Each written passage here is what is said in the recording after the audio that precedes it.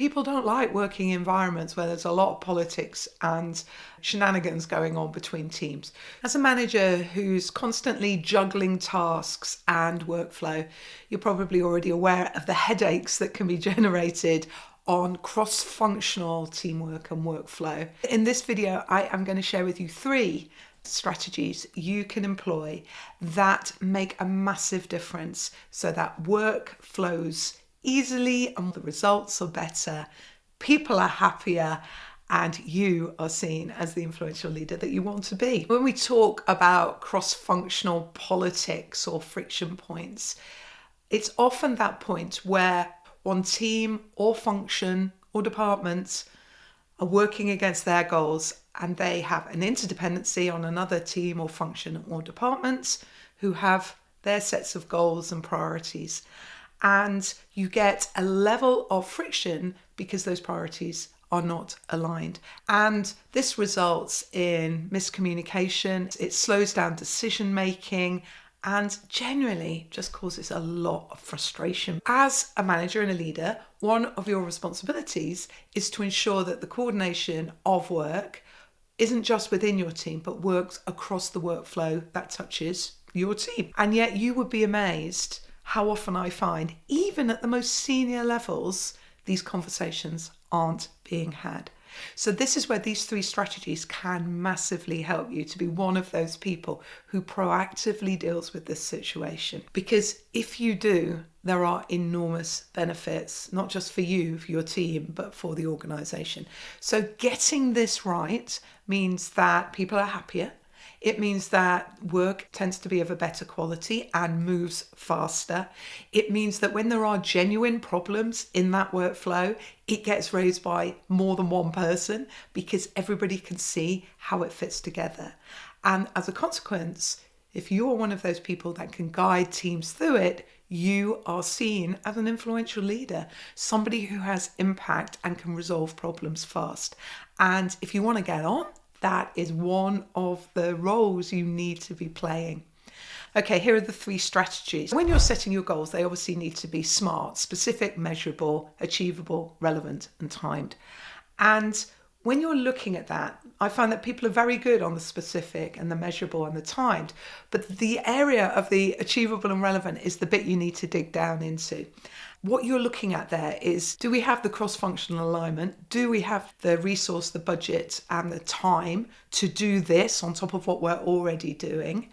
And do you have the capability within your team to do it? If you ask those 3 questions around the A and the R, you will automatically flush out any issues. You need to know your own friction points. Where does your workflow cross over into another team? The next thing you need to do, once you've spotted those points, is recognize who are the people or the stakeholders you're going to need to talk to in order to check that you are aligned.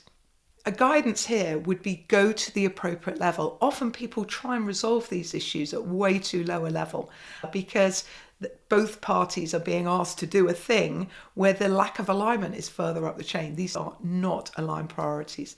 So go to the right person. Who is the person who is driving the priorities? This is where you need to be talking.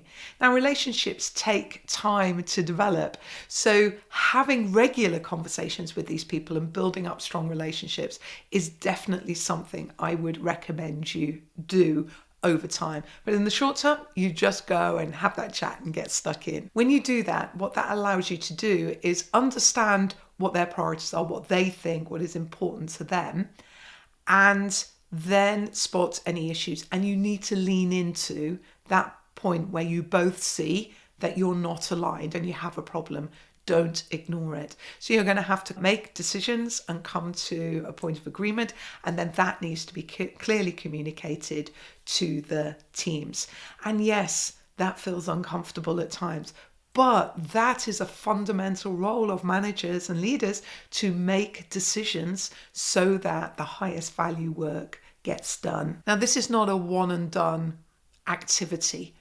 This should form part of your regular approach to how you manage and lead and work with your stakeholders. It should be part of what I would call is your management operating system. If you want to know more about what makes up a manager's operating system, I have a new course, and the information is linked down below. Third strategy, make work transparent. Using tools like Microsoft Planner, Asana, or Trello, tools that workflow happens in can massively help you to monitor and see workflow move.